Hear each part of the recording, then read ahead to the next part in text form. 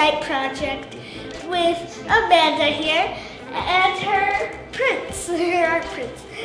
So we're going to be talking to Amanda about her latest work, The Land of the Hidden Gems. So, Amanda, where are you from? I'm from Missoula, Montana. Ooh, I've never been there. But you know, I actually live in Brooklyn, so I had come from two different places. You know, I grew up in the mountains, but I live in the city. Wow, really cool. What did you study at? Where or what did I study? Where? Yes. Okay, so I started in undergrad at Beloit, Wisconsin, actually, where I did a piece here. And then I moved to Madison, Wisconsin, got my master's in fine art. And then I moved to Chicago before moving to New York, where I was teaching at the Art Institute of Chicago. Really cool. What inspired you to make this type of art? For a long time, I found that fabric was something that was available to me. I would go to the secondhand stores, and I loved shopping for different colorful fabrics. So just like your shirt, I adored those patterns and those bright colors.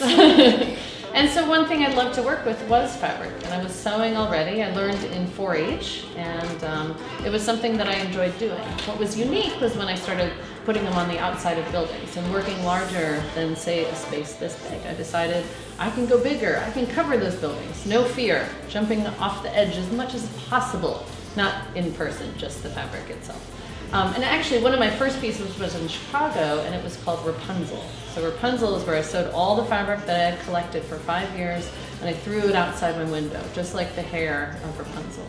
And it was up in Chicago. And that was the first piece I did where fabric was on the outside of buildings. That's really cool. At what age did you start doing the art? Or making the art? From birth, forever. As a kid, I used to read a lot of comic books, and I loved watching animations. Primarily it was Disney back in the day. And I know, exactly.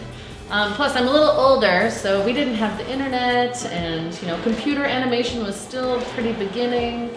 And so things like Snow White was one of my favorite and first animations that I saw. So I started drawing as a kid and making pieces out of fabric and sewing big pillows, and then it just kind of kept going from there. I didn't really know that I could be an artist, like a full functioning artist, until I was in high school. So you guys are lucky you have an understanding that it's possible to be an artist later in life. Yeah, definitely. How did you choose where you want to display your art in the world? Well, a lot of times people ask me to display art. So, like for example, this was part of a transformation fellowship through university, UNLV, I'll just say that.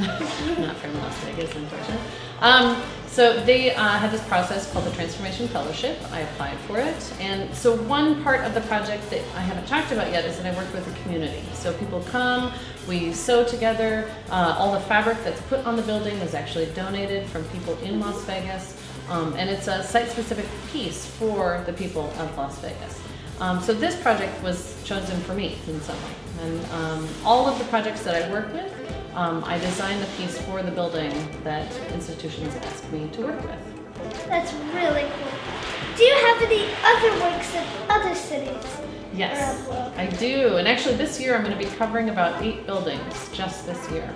That seems like a very big project. I know. My hands get very tired. All the pinning.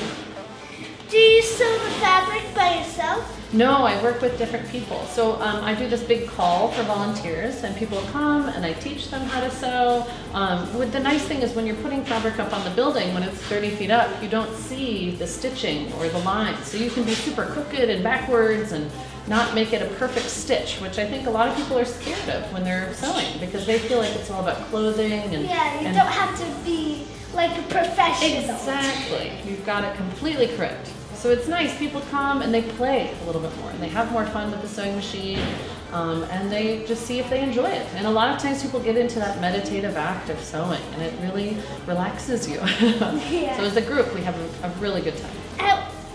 What are the age of people who helped you with this project? Well, it goes all over the board. I mean, one time when I was in Champaign-Urbana, I did a project at a grade school, and we had kids from 5 years old to 8th grade, to then their parents and the administrators all come and help with the project. So really, it's from like beginning to end, whenever that is. The youngest maybe 3 years old, and the oldest maybe 95. So, and it ranges all in that time period. Everybody can do different little things. Some people pin, some people sew, some people organize fabric. There's lots of opportunities for people to come and participate. Also, there's different jobs. Exactly, yeah. So it's something like, it's hard because a lot of times people don't understand how art is made. Like they know when they go to a museum what the piece looks like at the end, and then they've met artists, but what happens in that in-between space can be different and unique. So I like working with kids because a lot of times you guys don't know how it's made. You know, you don't get to see the studio all the time. Yeah, and they could be as creative as they want. Exactly, for sure. Yeah. So how long do these works stay up or be displayed? They're usually only up for about like 2 to 3 weeks, maybe a month. The reason is the fabric's not made for a long-term outdoor use, and I also like to take the pieces away sooner than people recognize that they're going to be there. Because if you leave them up too long, people get used to it. I mean, my favorite time is when people are driving past a piece and they are surprised by it, and then the week after it's gone. And it's almost like this ghost kind of memory of like, did that happen? Was that it? What was that? You become inquisitive. You become an action-bearing audience member versus somebody who's just like, oh, there's the painting, and walk away. So I like to take them down a little bit shorter amount of time. Really interesting. What made you want to do such bright and colorful? Oh, well, color is fantastic. It makes you happy. Well, at least makes me happy. Of course, today I'm wearing all white, but I'm working in more color. Color is that? Yeah, and also I think it encourages people to see the separation between the everyday architecture of their urban space and the colors of the fabric. So there's a nice contrast between the two when they're next to each other. So if you see a brown building, which most times they're made out of brick or steel, those are quiet colors. And if you put these bright fabrics on the outside, they really electrify that space. Yeah, it makes it more exciting. Exactly. Yeah, exactly. You got it. So, how would you like to see this artwork type thing grow? Oh. The future. The future, yeah. I mean, essentially, I want to do more projects, and bigger and more electric and more colorful. I mean, one thing that's happening this year, I'm working, do you know the company called Pantone? They're the company that mixes colors. They're actually sponsoring my project this year for the summertime. Really? Wow. And I'm going to their factories, I'm going to see all their fabrics, and they're going to be donating a bunch of their kind of remnant fabrics for the project. So it's going to be really electric. It's going to make that nice pop next to the donated fabrics. I mean, something you should know that's really cool about these projects is that the fabrics have a lot of history. So sometimes people donate stuff from their grandmother or their mother. And those information and stories go into the actual piece. Yeah, So- I can see a lot of patterns, different Exactly. shapes. Right. Yeah.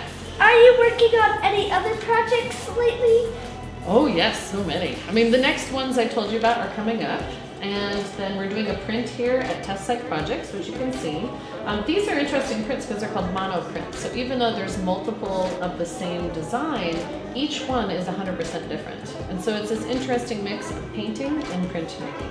So multiple items, but at the same time, each one is very unique. Because they have a lot of different history, Exactly. different things Mm-hmm. about them. Exactly. Colors, patterns, design, everything. Well, thank you so much for your time and your inspiration to a lot of those kids out there. Oh, thank you so much. That's so nice of you to say that. Well, we hope you enjoyed this video. And if you did, don't forget to like, subscribe, and click the notifications button for more cool videos of the Inside the Artist Studio. There will be so much more for you to see. Check out our YouTube channel for another great video to watch.